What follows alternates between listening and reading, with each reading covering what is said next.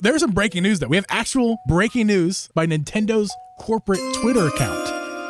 And this is true breaking news. We just got this report in. Nintendo has announced that they're going to be suing the company Pocket Pair, the creators of Palworld. They have a whole statement here. I'm not going to read it. It's very short. But what it says is Pocket Pair is infringed on their copyrights, and they're going to protect them. So there's a lawsuit. First thoughts. That's what Nintendo does. I don't know. What did you expect? I mean, the fact that it went so long and nothing happened, you're right. That was kind of whatever. But I mean, this is what they do. They always do this. Mm-hmm. They probably weren't concerned at first. I mean, if I was like the president of Nintendo and like some random company that's made a couple of like survival games or whatever that just didn't really go anywhere, like if they were making a game that was like mine, I'd be like, yeah, all right, like good luck. But it exploded. Yeah, and I think it was probably due to the fact that the Pokemon Company and Game Freak did not release a quality like product the last time they released the game. Yeah. I know a lot of people had a lot of fun with Scarlet and Violet, but I know there was like times where like the frame rate dropped to like below 10 frames per second, you know, like like no joke. Like, I couldn't even watch him stream 30 frames is people say 30 frames per second is bad. I'm like, no, like 10 is like it's a slideshow. Honestly, I would have taken Scarlet Violet at 30 FPS. That was it wasn't hitting 30 FPS. Like it wasn't, at best it was getting close.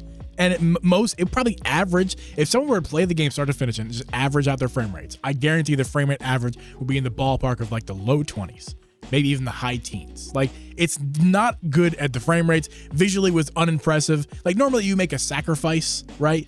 One or the other frame rate to resolution. It made both sacrifices. It was bad on frame rates, and it was even worse in resolution, textures, and all that other stuff. It was a disgrace. And I get people's love for Palworld because, number one, it was the better performing game that Nintendo never released, which is a lot of comments we got when we were going through our Palworld saga on this channel. A lot of people were trying to tell us, because apparently we were defending one or the other, and we weren't defending either one, really. But they were trying to tell us, you're just jealous because... Spoiler alert, I don't give a shit about either of them. Yeah.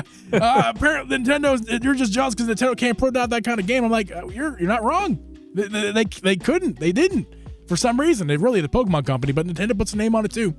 But all that doesn't matter. And what matters here is we're talking about specifically, they probably stole assets, which we suspected. We couldn't confirm.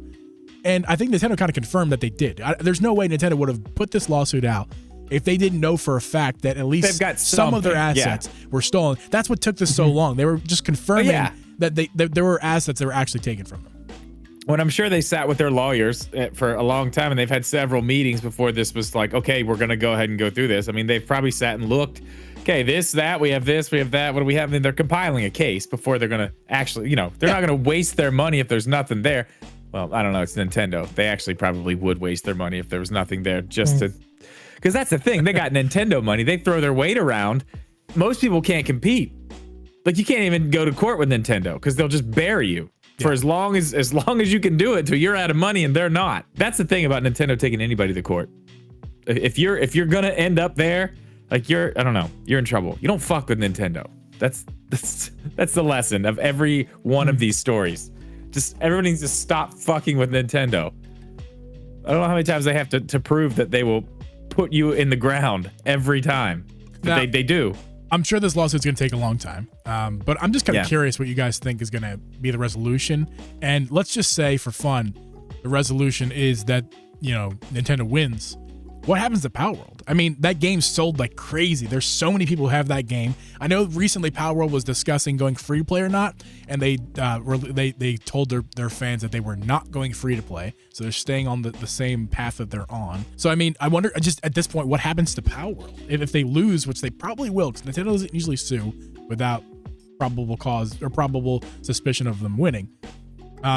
What happens to Palworld after this? You guys have any ideas what could happen? Probably have to remove it from any stores it's in.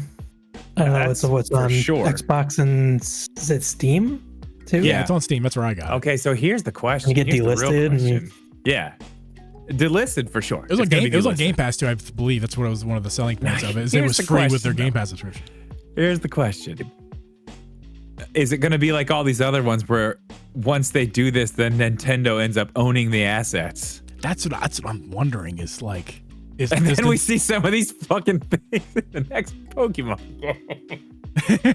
Oh no! Now that would be some wild shit. That would be wild. I mean, listen. I said this from the start. Nintendo should just hire these guys. Like, just buy them out. Like, yes, bring them on to the Game Freak team. We've said on this podcast for years that Nintendo needs to bring in new talent for Pokemon. It's past due. They need more people working at Nintendo and Pokemon Company for the games. These guys are it. These are the guys to get. Why are we suing them?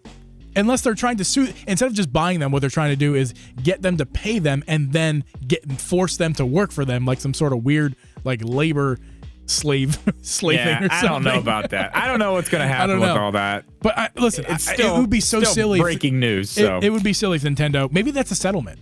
Maybe they settle and just like. We own you. I just want to see this work out the way I want it to. I want to see Palworld guys work for Nintendo, work for the Pokemon Company because they put out a great product. And I think they could do better with Pokemon than Pokemon could do with it. That's how I feel. Probably true. Especially with the resources. That's the thing. Yes. They don't even have the resources and they did what they did. Yeah, I don't know what the laws are in Japan because both companies are in Japan. Ooh. So I didn't know that. Okay. Yeah, Pocket Pair is in Japan, so they don't have to deal with international laws. They have to deal with just Japanese laws. Well, I don't know. I'm not a lawyer in any fashion, especially not a Japanese lawyer, so I don't know. Yeah. But who knows what'll happen? That'd be sweet if you were. You're not a Japanese lawyer, Jeff? What do we do? What are you here for, man? Get out of here. Yo, why am I? What am I doing? We brought our friend Jeff, the Japanese lawyer, on to talk about the Switch 2 leaks today. No, Monica, I am not a lawyer. Oh no, that's not good. We've been bamboozled. We've been hoodwinked. We've been deceived. No. Anyway. Nintendo, every single show. Dreadlong Zelda, cheap, let's flow.